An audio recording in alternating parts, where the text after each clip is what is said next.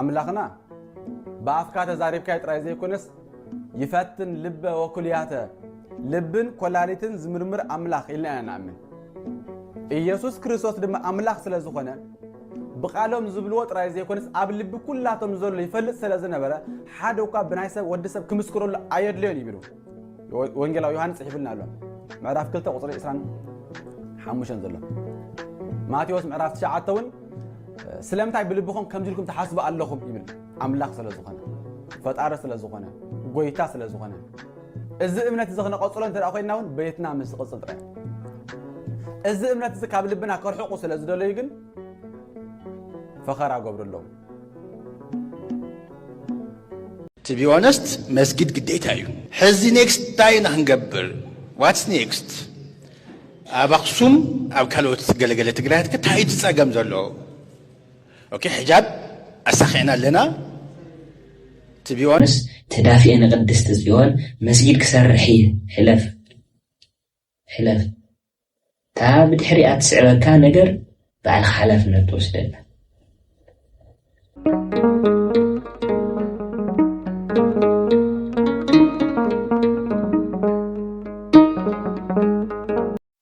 بسم الله وولد ومنفس قدوس أحد أملاك ذي العالم سلاسي ክርስቶስ ተንሥአ እሙታን በአብይ ኃይል ወስልጣን አስሮ ለሰይጣን አግዓዞ ለአዳም ሰላም እምይእዜሰ ኮነ ፍስሐ በሰላም ሰላም ከመይ ቀኒኻትኩም ዝኸበርኩም ኦርቶዶክሳውያን ቤተሰብ ናይ ቅድሳን ድንግል ማርያም ፍቅርቲ ናይ ቅዱሳን መላእክት ረድኤት ናይ ቅዱሳን ጻድቃንን በረኸት ተኻፈልቲ ዝኾንኩም እንኳን ድማ ናብ በዓለ ዳግማይ ትንሣኤኡ ብሰላም ብፍቕሪ ኣብዝሐኩም ሎም ድማ ከምቲ ልሙድ ሓደ ኣጀንዳ ሒዝና መፂና ኣለና ንዕኡ ምንቲ መበገስ ክኾነና ድማ ሓደ ርእሲ ሂብናዮ ኣለና ሓደ ርእሲ ካብ መዝሙረኛ ዳዊት ወይ ድማ ካብ ልቢ ኣምላክ ዳዊት ሓደ ጥቕሲ ክነምፅኢና ኣብ መዝሙር ብትግርኛኡ ኣብ መዝሙር 48 ካብ ዘሎ ኣብ ቁፅሪ 1 ማለት እዩ ስለ አክሱም ጽዮን ኢና ክነዋገዕ ስለ ጽዮን ኢና ክነዋገዕ ስለ ክብረ ጽዮን ስለ ቅድስና ጽዮን ስለ ቅድስና አክሱም ስለ ሕላገት አክሱም ስለ ክብረ አክሱም ኢና ክነውግዕ ስለዚህ ምእንትንዑ ድማ ንጽዮን ቅድስና ጽዮን ከምዚ ኢሉ ገሊፅዋ ነቢይ ቅዱስ ዳዊት ከተማ አምላኽ ኢልዋ ኣብ ከተማ ኣምላኽና ኣብታ ቅድስቲ ከረኑ እግዚአብሔር ዓብይን ኣዝዩ ድማ ምስጉኑን እዩ ስለቃሉ እግዚአብሔር ኣምላኽና ይኽበር ይመስገን ኣብ ቁፅሪ 12 ድማ ክንከድ እንተለና ንጽዮን ዙሩዋ ብዙሪኣ ተመላለሱ ግንብታታ ሕፀሩ ወይ ድማ ቁፀሩ ኢሉና እዩ ስለቃሉ እግዚአብሔር ኣምላኽና ይኽበር ይመስገን በዚ ክንበገስ ተለና ሓደ ቪዲዮ ድማ ተኸታተልና ክንምለሲና ማለት እዩ ናብቲ ቪዲዮ To be honest, መስጊድ ግዴታ እዩ ሕዚ next ታይና ክንገብር what's next ኣብ ኣክሱም ኣብ ካልኦት ገለገለ ትግራይ ከታይድ ፀገም ዘሎ ኦኬ ሕጃብ ኣሳኺዕና ኣለና To be honest, መስጊድ ግዴታ እዩ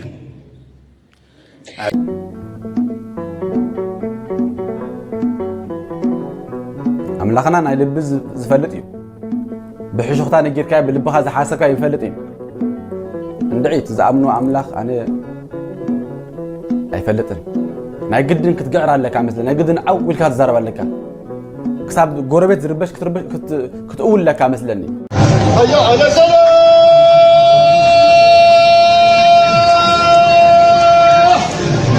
هيا على سلام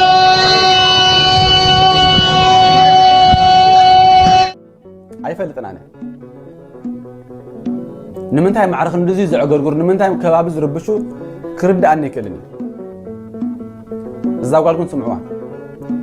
ትግራይ ሙስሊም ተረዲካ ብሰላም ክፈትሓ ኣይኽእልን ይሕጁን ኣነ ከም ድሌት ብሰላም ዝፍታሕ ኣይኮነን ደም ከፍስስ ኣለዎ ሸሂድ ክኸውን ኣለዎ ከም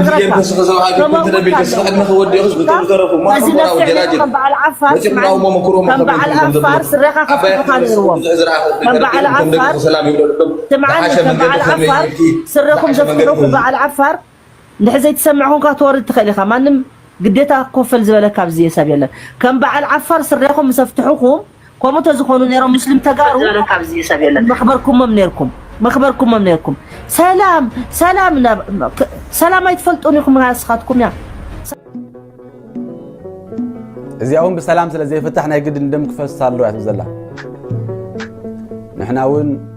بسلاماው መንገድ ተዳዚ ተፈቲሑ ደምና ነፍስስ ዳንበር ቤትና حلفنا ይነብር እዚ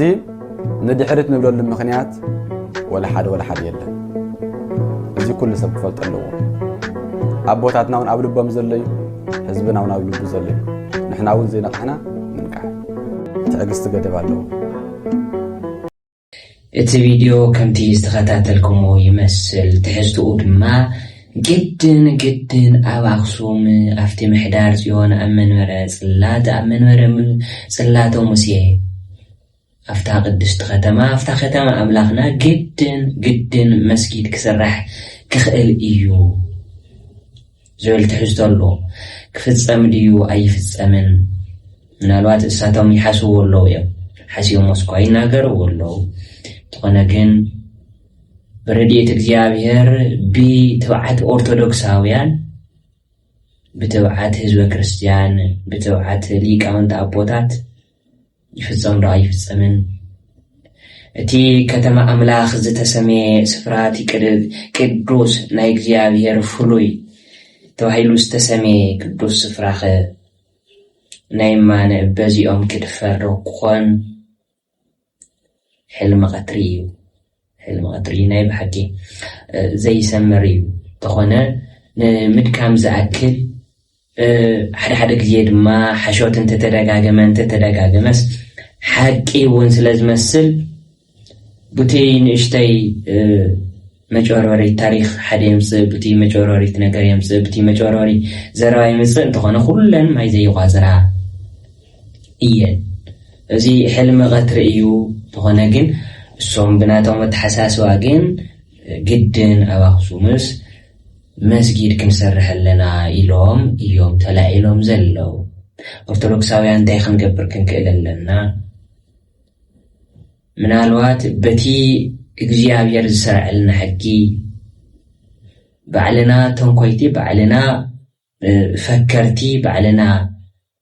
ናምጭሩዋር እንታይ ኮነ سرعات اللون كله بسرعات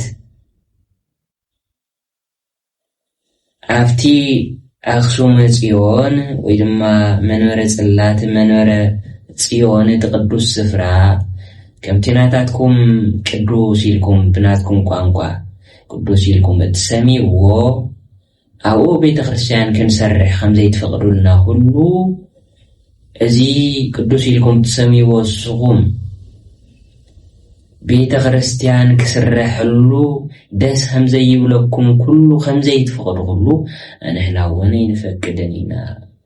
قدستن فليتن كتما أملاغنا قدست صيونية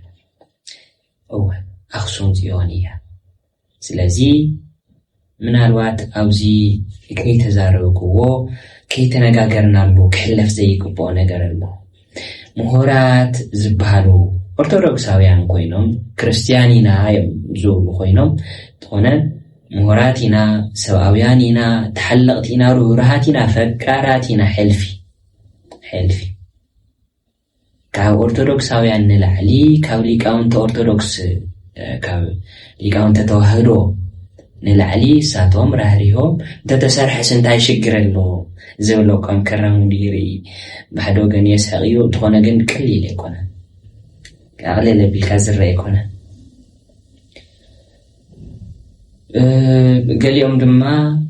انت تسرح شجري ولون انت شجر له كوزو الحليفهم تا حلاقة توهدو تا من ورزيون تا قدست سفرا تا حنتن رتئتن كلاويتن زخونت بيت خريستيان التدم كلا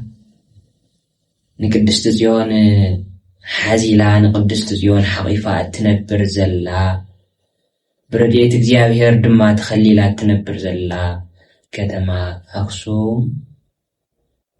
أوس معرنة هايمانوت تزيها ليش دون قرنا تجارو يزجلز بزبل بزتع مقلالزا خجل ويسمع يرئي نيرة مالتي زو سحتاتي ሃይማኖተይ አይተንኩልይ ማለት ምስልጣነ ዝተሓዝን ዝጋጨን ነገር ይሁሉ ስልጣነ አክሱም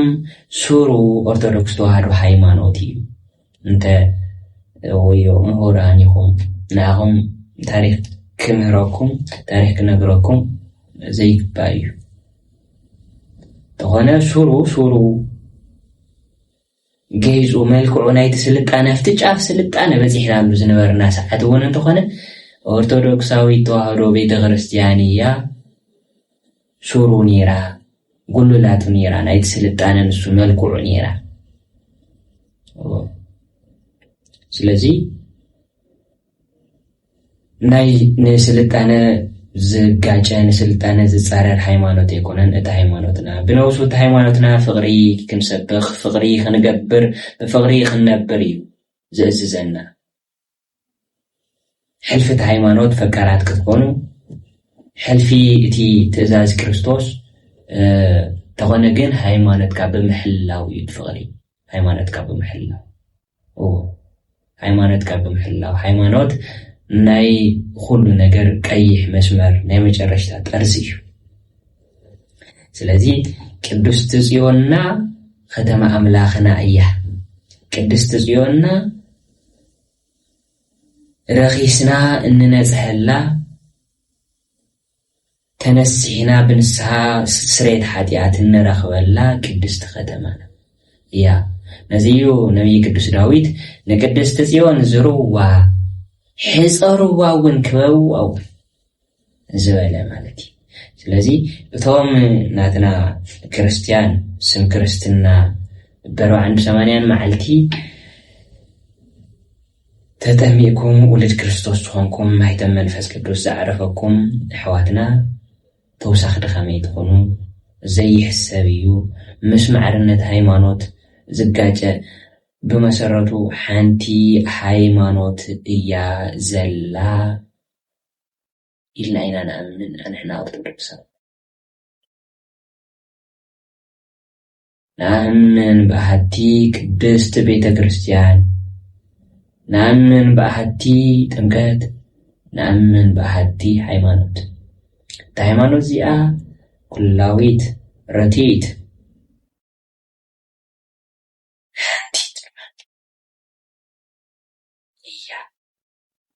ስለዚህ እዚ ፈሊጥኩም ንስኻትኩም ተውሳኺ ድኻም ተዘይትኾንዎ ነቶም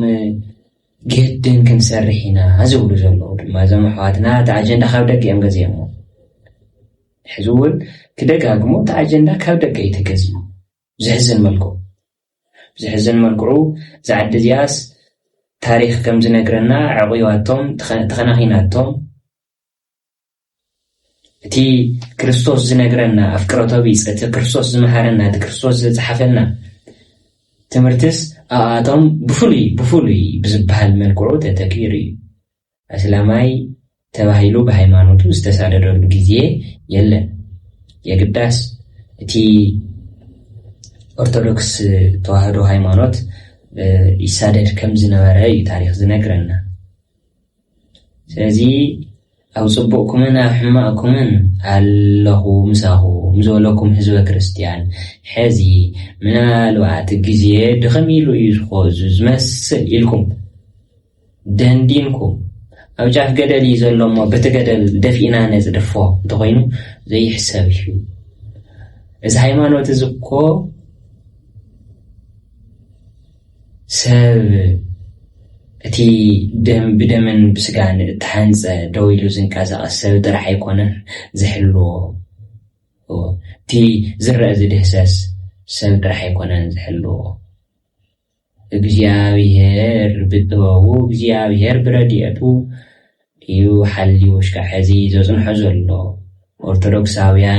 ንኦርቶዶክሳውያን ሓይሊ ይሁን ሊቃውንት ኣቦታት ትብዓት እዩ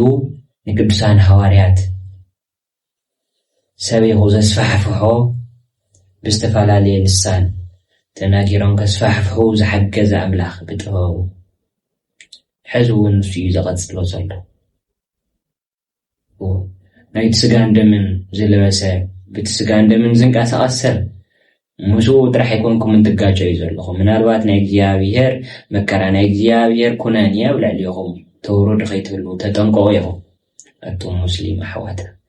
ምናልባት ብጨዋ ደንቢ ብክርስቶሳዊ ፍቅሪ ዝናገር ዘለኹ ምክንያቱ ኣሕዋትና ይኹም ነርኩም ሕዝውን ኣሕዋትና ይኹም ኣሕዋትና ኮይንኩም ድማ ትቅፅሉ ኢኹም ሃይማኖትኩም ከም ቃሕ ዝበለኩም እታ ቀይሕ መስመር እንተይነኻኹ ክትነብሩ ትኽእሉ ኢኹም ኣብ ሕማቕና ትመፁ ኣሕማቕኩም ንመፅኩም ኣብ ደስታና ትሕጎሱ መፂኹም ኣብ ደስታኹም እውን ንሕጎስ ሓጎስኩም ንካፈል ሓዘንና ትካፈሉ እዚ ክቕፅል እዩ ዘሎ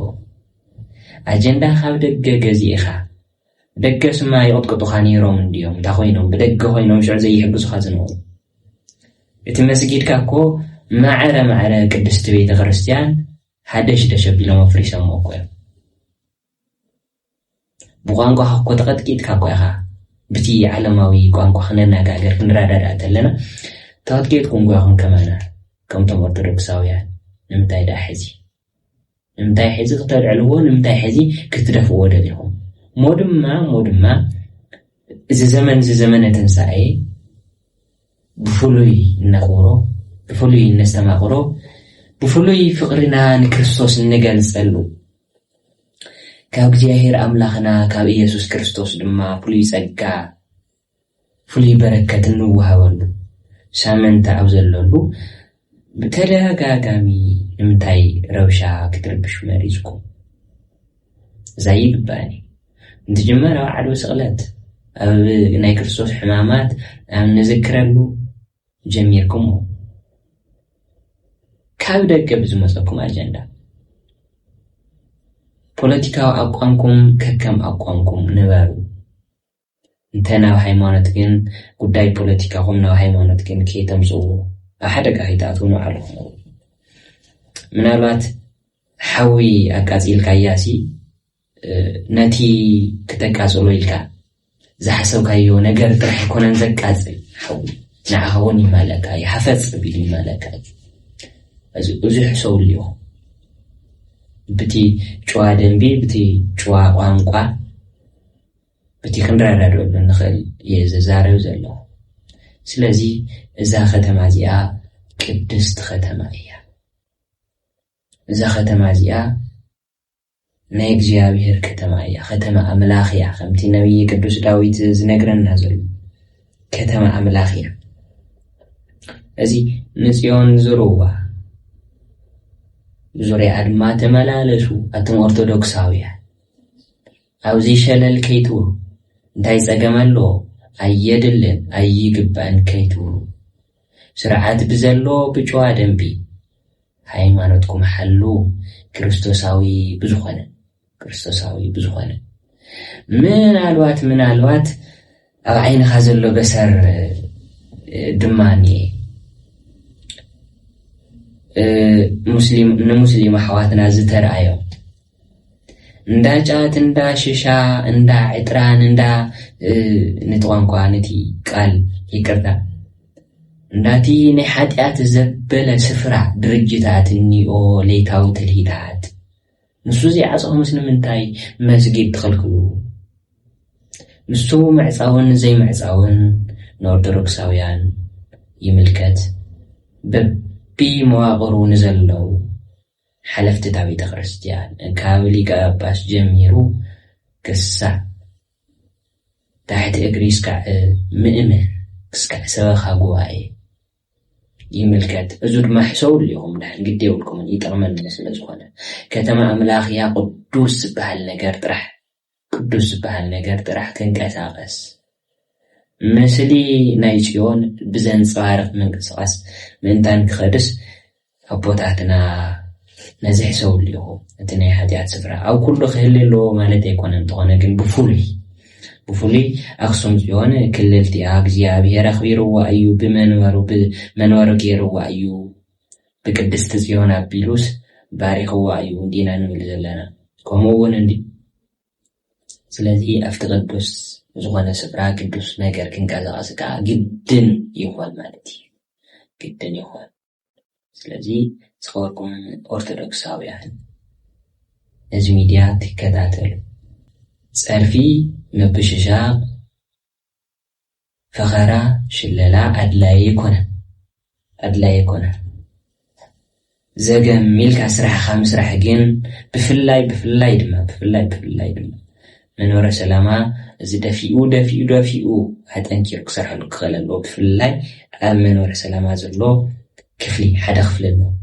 ነዚ ክትመቶ ዝግባእ እቲ ናይ ሊቃውንቲ ጉባኤ ከም ዘሎ ኮይኑ ቶም ሊቃውንቲ ኣቦታት ዝገብርዎ ከም ዘለዎ ኮይኑ ክፍሊ ሚድያ ግን ኣብዚ ኣበርቲዕ ክሰርሕ ክኽእል ኣለዎ ኦርቶዶክሳውያን ኣኽሱም ክበሃል ተሎ ስልጣን ኣኽሱም ክበሃል ተሎ ስርዓት ቀዲሙ ሃይማኖት ቀዲሙ ዝተቐበለ ብሉይን ሓዲስን ሕገ ልቦና ከይተረፈ ዝተቐበለ ብስርዓት ዝነብር ብስርዓት ዝግዛእ ብስርዓት ንኣምላኹ ዘምልኽ ብስርዓት ምስ ኣምላኹ ዝዘራረብ ህዝቢ ዓዲ እዩ ስለዚ ኦርቶዶክሳውያን ሓደ ምልክት ኣለዎ ኣብዚ ጉዳይ ኦርቶዶክሳውያን ጫፎም ክንኩ የብሎም ሙስሊም ኣሕዋትና ብጨዋ ደንቢ ሕደጉን ንብለኩም ኣለና እቲ ዝነበረ ማሕበራዊ ርክብና እቲ ዝነበረ ማሕበራዊ ኣከያይዳና ንንወሮ ንቐጽሎ ንብለኩም ኣለና ክፍሊ ሕጊ ናይ ኦርቶዶክስ ተዋህዶ ቤተ ክርስቲያን ናይ መንበረ ሰላማ ድማ ብፍላይ ሓደ ኦርቶዶክሳዊ ሰብ ወይ ሰብኣይ ወይ ሰበይቲ ወይ ኣቦ ክነካእ የብሉ ብፍጹም ተኣምር ኣብ ዝኾነ ይኹን እቲ ሕጊ ናይ ልቦና እቲ ናይ ብሉይ ኪዳን እቲ ናይ ሓዲስ ኪዳን ተቐቢሉ ብስርዓት እናነበረ ዝነበረ ሕጊ ድማ ዘቐበለ ሕጊ ድማ ዝሰርዐ ነቶም ሙስሊም ኣሕዋትና እውን ካብቲ ሕጊ ንሱ ኮይኖም ወሲዶም ዝነብሩ ዘለዉ እዚ ዓሸራ እዚ ዘንፀፈ ማሕበረሰብ ምእመን ህዝበ ክርስቲያን ጫፉ ክነካእ የብሉን ኣብዚ ክፍሊ ሕጊ እቲ ናይታ ቤተ ክርስቲያን ክፍሊ ሕጊ ብሓፈሻ ክሰርሐሉ ክኽእል ኣለዎ ኣበርቲዕ ማለት እዩ ምስ ዝምልከቶም ኣካላት ክፍሊ ሕጊ ክበልቶ ኣለኹም ምስ ዝምልከቶም ኣካላት እናተዘራረበ መጨረሽታ ግን እቶም ግድን ኣብ ኣኽሱም መስጊድ ክንሰርሕ ኢና ዝብሉ ዘለዉ ኣየድልየኩምን ንባዕልኹም ናብ መከራ ኣቲኹም ነቲ ኦርቶዶክሳዊ ማሕበረሰብ ምእመን ህዝበ ክርስቲያን ናብ መከራ ኢኹም ተእትውዎ ዘለኹም ኣብ መከራ እውን እዩ ዘሎ በቲ ሓደ ግዜ ዝተበገሰ ብዝተፈላለየ ምኽንያት ብሓደ ግዜ ዝተበገሰ ጠወብቲ ኩናት ድሕርቲ ኩናት እውን እንተኾነ ኣይዕረፈን ዘሎ ኣብ መከራ እዩ ዘሎ ኣብ ሓዘን እዩ ዘሎ ስለዚ ዘይነካእ ንኻኺኢኹም ድማ ካሊእ ድኻም ካሊእ ሓዘን ካሊእ መከራ ኣይተውርድሉ ንባዕልኹም እውን ንሰብ ክትነክእ ተለኻ ንባዕልኻ እውን ዝሓዝካሉ ስለዘይብልካ ሕደጉ ዕረፉ ዝብል መልእኽቲ ኣለና ኣብ መጨረሽታ ግን እቶም ፍሉያት ተደናገፅቲ እቶም ፍሉያት ሰብኣውያን ኣሕዋትና ድማ ሓደ ነገር ክንብል ኣብ ኣኽሱም ሓንቲን ርትዕትን ሃይማኖት ኦርቶዶክስ ተዋህዶ ጥራሕን እያ ክትህልው ዘለዋ እንትበሃል ተሎስ ንሱስ ምልክት ድሕረትን ድንቁርናን ተጋሩ እዩ ዝከልስ ኢልኩምስ ብድፍረት ማለት ትምህርቲ እኳ ኣብ ክትጥቀመሉ ዝግበአካ ኢኻ ተጥቀመሉ ናይ ሃይማኖት ትምህርቲ ተኾይኑ ኣብ ክትጥቀመሉ ዝግበአካ ኢኻ ተጥቀመሉ እቲ ዓለማዊ ትምህርቲ ድማ ኣብ ክትጥቀመሉ ዝግበአካ ኢኻ ተጥቀመሉ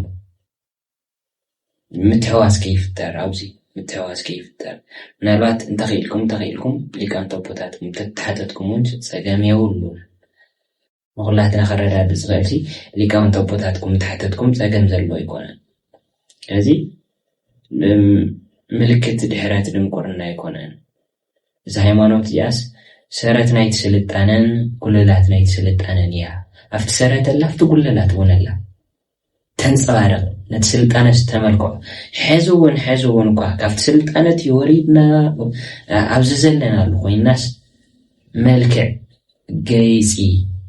ናይ ሁሉ ናይ ስርዓተ መንግስት ገይጺ ሰረቱን ጉልላቱን ታ ኦርቶዶክሳዊ ተዋህዶ ቤተክርስቲያን እያ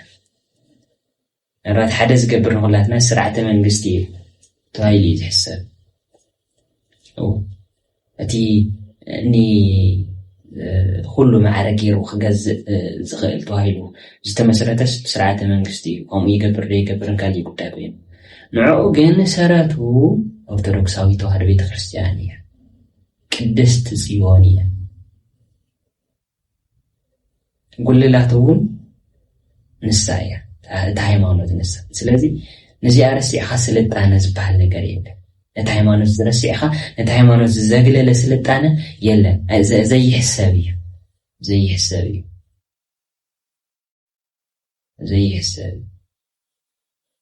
ምናልባት ዝኾነ ርሕቐት እኮ ክትከድ ትኽእል እኮ ኢኻ ዝኾነ ግን ሙሉእ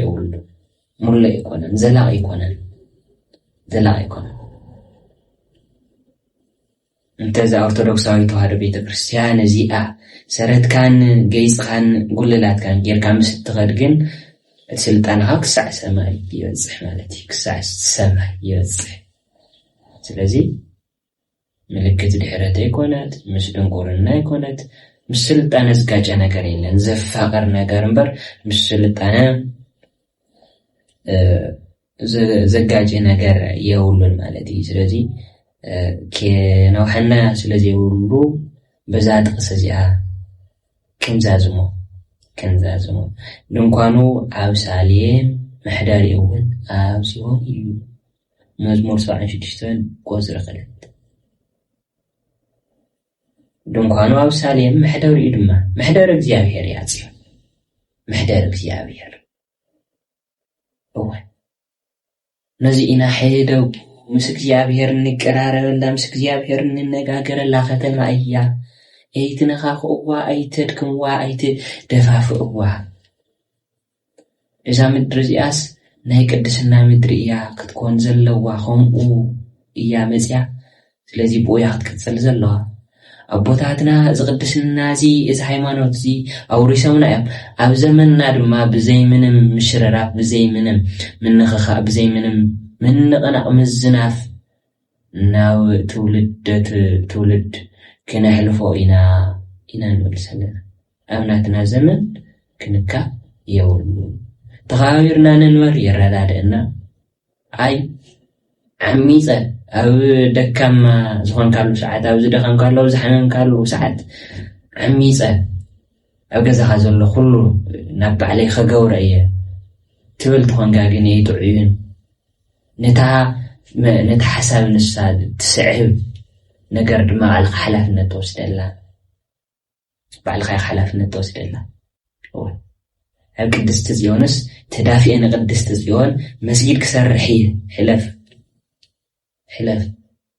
ታ ብድሕሪኣ ትስዕበካ ነገር ባዕልኻ ሓላፍነት ተወስደላ ምንም ዘረኣዩ ኣብቲ መሬት ዘሎ ሓቂ ኣብ መካ ከይደ ቤተ ክርስቲያን ክሃንፅ እየ ኢለካ ከምዘይትፈቅደለይ ኩሉ ኣብ ኣልነጃሺ ቤተ ክርስቲያን ክሰርሕ እየ ኣብኡ ክቅድስ ክሰብኽ እየ ኢለካ ከምዘይትፈቅደለይ ኩሉ ሓንትን ቅድስትን ዓለም ኣቀፋዊት ድማ እያ ፀኢልካ ናይ ክልል ትግራይ ጥራሕ ከይትገብራ ዓለም ኣቀፋዊት ኩላዊት እንድያ እዛ ቤተ ክርስቲያን እያ እታ ኩላዊት ቤተ ክርስቲያን ኣብ ሕቑፋ ኣሚቃ ዕቂባ ዝሓዘት ኣክሱም ድማ ዓለም ኣቀፋዊት እያ እዚ ካብ ዓለም ዝተኸለለት ዝተበለት እያ ዝተፈለየት እያ ቅድስቲ እያ ምሕዳር ሃይማኖት እያ ምሕዳረ ጽዮን እያ ምዕቃብ ቅዱሳን እያ ንብላ ዘለናስ ብዙይ ሓደ ነገር ኣይኮነን ዘሄርካ ኣብ ዓለም ሲ ዝተሓወሰ ነገር ኢኻ ተገኒ ኣብ ኣክሱም ግን ምንም ዝተሓወሰ ነገር የለን ቅድስና ጽዮን ጥራሕ ይዝንገር ቅድስና ጽዮን ጥራሕ ኢኻ ከይድካ ትርኢ ኣብ ጽዮን ከይድካ ኢኻ ትዕርፍ ሓዚንካ ነርካ سلام كاسين كاينيركا عاوزيون كيركا افتخدم أملاخ عاوزيون كيركا تعرف ስለዚህ ክሳዕ ክንድዚ እዩ እቲ ትርጉም ናይ ቅድስቲ ጽዮን ንኣና ንኦርቶዶክሳውያን ስለዚ ኣይተነኻኽኡና ዝብል መልእኽቲ ብጨዋ ደንቢ ተዘርፊ ብቀላይ ኮነን بت كريستوس ዘፍቀረና ልክዕናኹም ነፍቅረኩም ንፈትወኩም ኢና ሙስሊም ኣሕዋትና ሰላም እንተርኩም بعجرجر كن نوسي عوز مثلا ده بعرفهم يهم حلافنا توصلوا أجندة كودك هيشكم آتيكم أي تربشوا سلام هوز هزوزي تخيم والله سلشي والله مسك جاهير يرخى مسك جاهير ينجاكر سأجمو جاهير كفت حلو جاهير كحجزو خمال كتسي سلام هاو زهزوزي يمجرشتان بدختن عيو سلام اجزاهير مش كلاتكم يخون سناي بحالي لكم سناي